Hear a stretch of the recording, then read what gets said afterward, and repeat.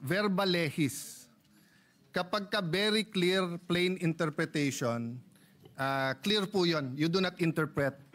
Ang sinabi po sa Rule 6, a witness in contempt may be ordered detained in such a place may be designated by the committee alone. Alone.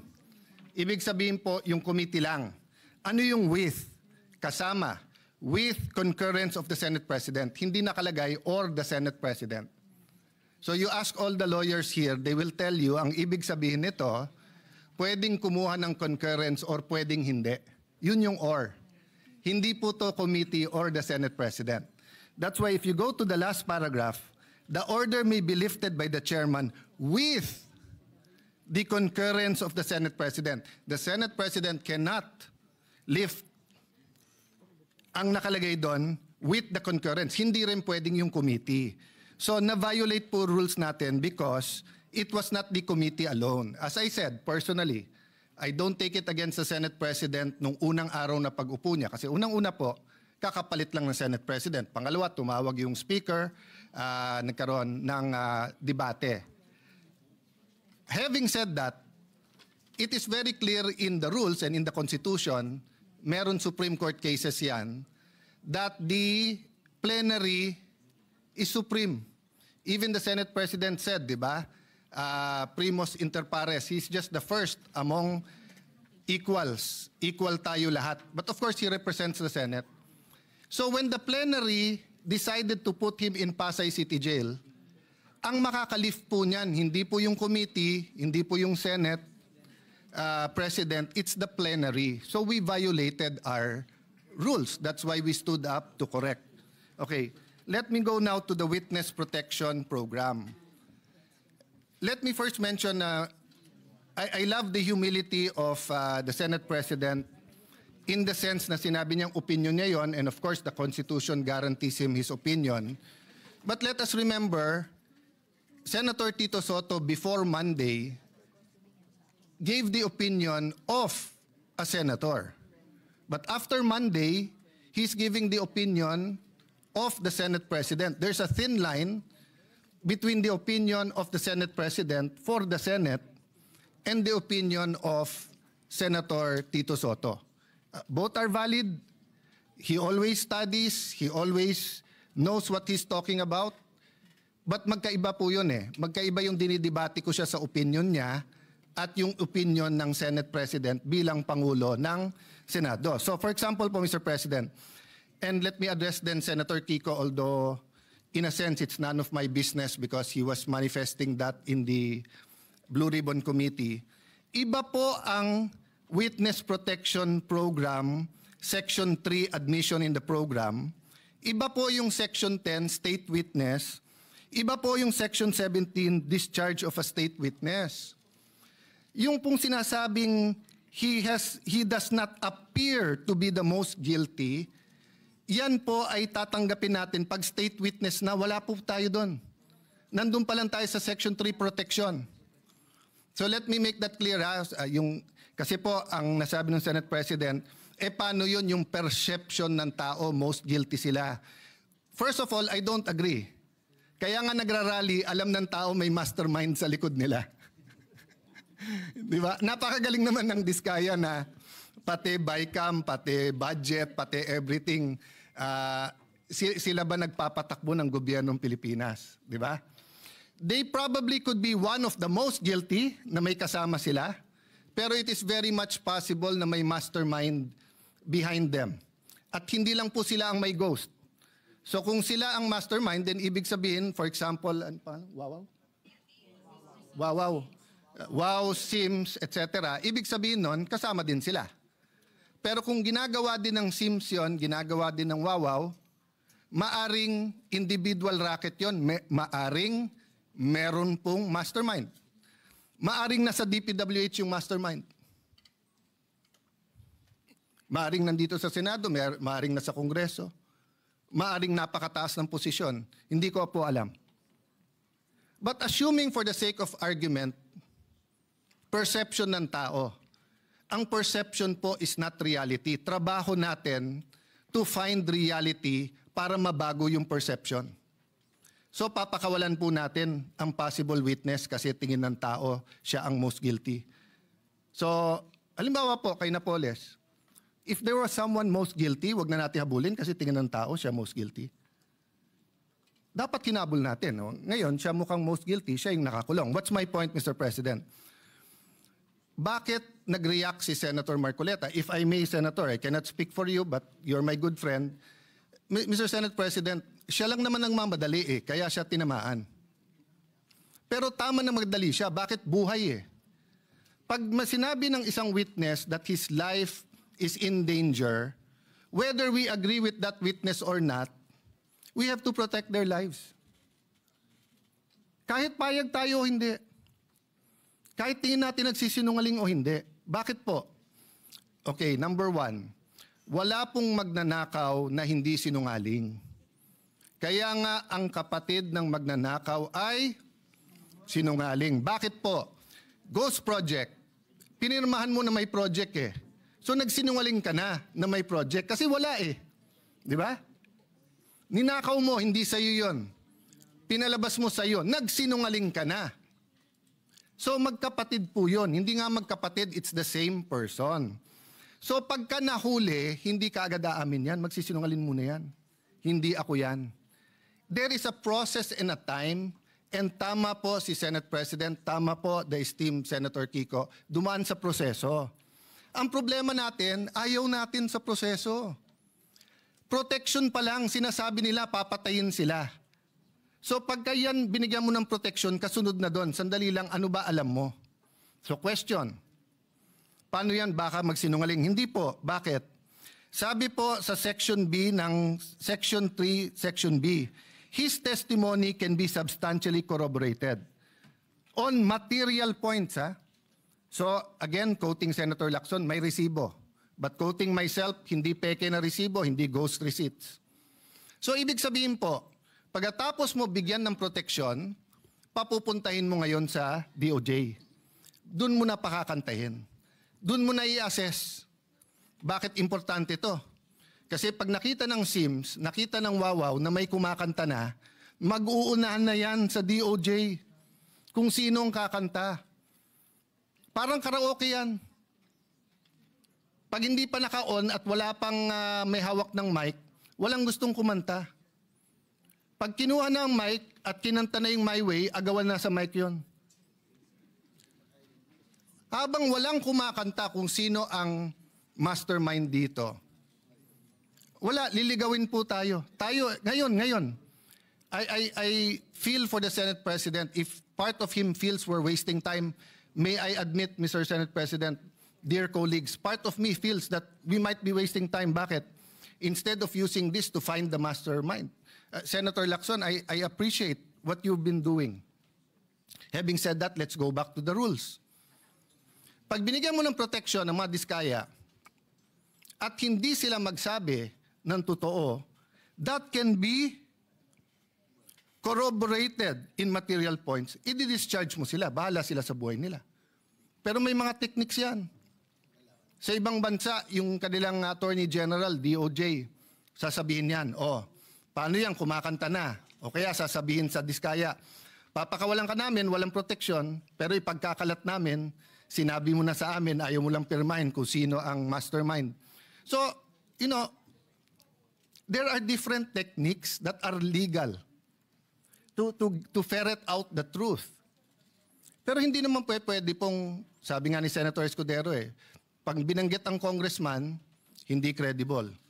Pag binanggit ang senador, credible. Pag binanggit 2022, papunta ngayong credible, hindi binanggit. I myself think dapat banggitin na 2016. But banggitin nyo rin 2010 to 2016. Wala naman nagsabing graft-free ang DPWH noong 2010 to 2016 Sa bayan namin, contractor, congressman, doon na uso yung sheet piling 2010 to 2016. Bago nun, walang sheet piling sa Taguig. Pero yung sheet piling na isa sa mga pinaka-corrupt ways of flood control, nangyari po to 2010 to 2013 or 2016. So let's get to the bottom of it. But let's follow the law. Yung state witness, malayo pa yon. So nung una ko nabalitaan kailangan state witness, I disagreed with Senator Marcoleta and went up to him and said, Boss, baka magkaiba tayo ng opinion kung dapat si Diskaya. Pero tama nga siya, wala pa tayo doon, nasa protection pa lang eh. Hindi pa natin naririnig kung anong sasabihin nila. Ngayon, kung, hindi ko na tutuloy pero yung initials na lang, kung BS ang sasabihin sa atin, buisit sila. I-release mo sila ulit. Di ba? Pero paano po kung willing sila magturo? Last point. Iba po ang discharge of the accused to state witness. I think it was JV Hinlo sa Facebook na nagsasabing, remember, hindi all or nothing to. Pag state witness ka, hindi ibig sabihin, totally discharged ka na. Pwedeng halimbawa, imbis na 5 habang buhay na pagkakulong, 1 habang buhay na pagkakulong ka na lang. Ngayon yung sinasabing kailangan isoli yung pera, I agree with that. 100% dapat may restitution. 100% dapat ibalik. Sa Biblia nga, doble pa dapat ibalik. Ito lang po ang tanong. Wala sa batas yun eh. Wala sa batas. That's a matter of public policy. So what does it mean? Patawag mo muna yung mga Diskaya o anong willing nyong gusto sabihin. Okay. Makorroborate nyo ba? Ibig sabihin, meron bang resibo yan? So sinabi mo, eto binigyan ng 30%, nasaan yan? Kasi hindi ko na po babanggitin ngayon ha. Or babanggitin ko na po ngayon. Sa Taguig, may project po ang mga Diskaya. Open bidding eh. Pero kung hindi ako magkakamali, sa Pasig, meron din pong project ang mga Diskaya. Both kay Mayor Vico sa City Hall at both sa And siya pa nga nagsabi nun, kung hindi ako nagkakamali ha, this is not an expose. I'm just telling you as a fact. And I'm looking at when tong mga project na to. So far, wala pa kami nakikitang ghost. So far, may nakikita kami. Maganda pagkagawa, okay or pangit, pero subcon daw. Hindi ko alam. Of course, malicious yung pagka-post. Malicious, mali na delicious. Malicious. Kaya pinagpepestahan kasi pag sinabi 1 billion in 3 years, Taguig has 1% of the population of the Philippines. We have 1.3 million people, almost 1%. Taguig is one of the biggest income earners of the Philippines. So ang infra ng Taguig is between 7 to 9 billion. So sa 7 billion a year, in 3 years, 21 billion. Ang 1 billion mo, wala pang 4%. Ang Taguig used to be underwater for 3 months. Pag umulan ng December or November, hanggang January na yon. Awan ng Diyos, hindi masyadong bumabaha ngayon. Very minor. So what's my point? Imbestigahan niyo po kami. Huwag niyo pong i-exempt ang kahit anong city. Huwag niyo i-exempt si Alan Cayetano. Huwag niyo i-exempt ang congressman namin. Huwag niyo i-exempt yung kapatid ko na dating mayor. Huwag niyo i-exempt si Vico Soto. Huwag niyo i-exempt si Joel Villanueva. Lalong niyong wag i-exempt si Jinggoy Estrada. Huwag niyo i-exempt ang mga congressman. Pero bakit? Sandali lang. Nagsalita ka, Diskaya, bawal ka na. Pero ikaw, Bryce, dahil senador binanggit mo, sige, sabihin mo lang kung saan mo gusto, doon ka na magstay. Hindi ata tama po iyon. No? So ganun din ang hamon ko sa DPWH. Para kuman kapatid, yung bagong sekretary, hinahamon ko siya na saan na ang listahan ng lahat ng projects, ng lahat ng 15, para isang posting na lang tayo. Hindi yung parang nachismis ka na magse-Senate President ka, biglang may lalabas na listahan.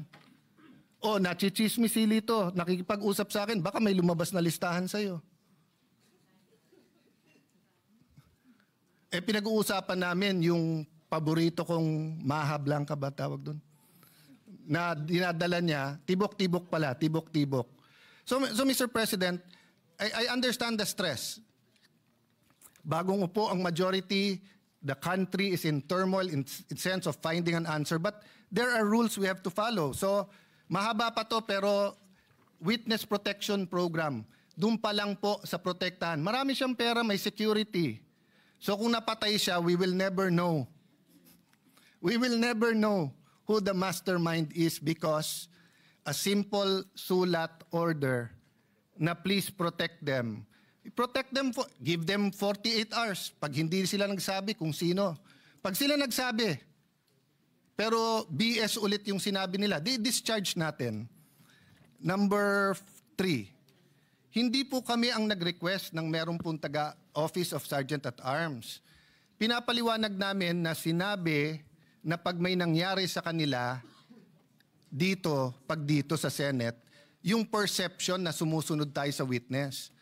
Ang majority ang sumagot ng may legal at may actual or physical custody, pero parating under OSAA yan at yung OSAA masusunod.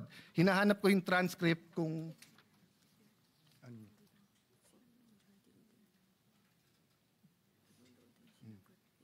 Yeah.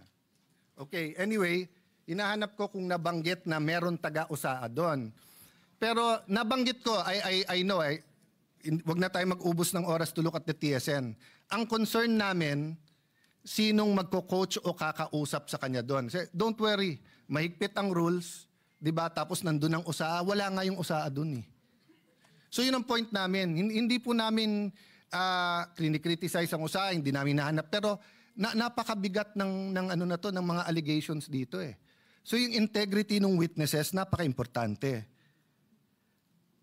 Opinion, I agree with you, Mr. Senate President. Dapat hindi dapat hindi tinatamaan. Nabanggit nyo, devious, ibig sabihin, makademonyo, yung plot na magkakaroon ng bagong Senate President. Unang-una, ang nagbanggit na mag-ingat sa coup ay kasama nyo sa majority nung Thursday dito, hindi kami sa minority. Pangalawa, 2007 pa ako nandito sa Senado. Wala pa akong nakitang minority dito na ayaw maging majority. Si Coco Pimentel, tuwan-tuwa sa magiging minority pero gusto niya maging majority at gusto niya maging Senate President. Sa 24 sa atin dito, baka si Lito Lapid lang ang ayaw maging Senate President. Pero baka gusto mo rin. Baka gusto mo rin. Pwede rin. Pwede rin. Oh. So, 3 na lang kailangan natin, Supremo. 9 na kami, pang 10 ka, 3 na lang, 13, Supremo. Okay. What's my point, Mr. President? Hindi po kami ang nagsabing may plot. Alam niyo po kung nabasa ko to sa Facebook, napakaganda.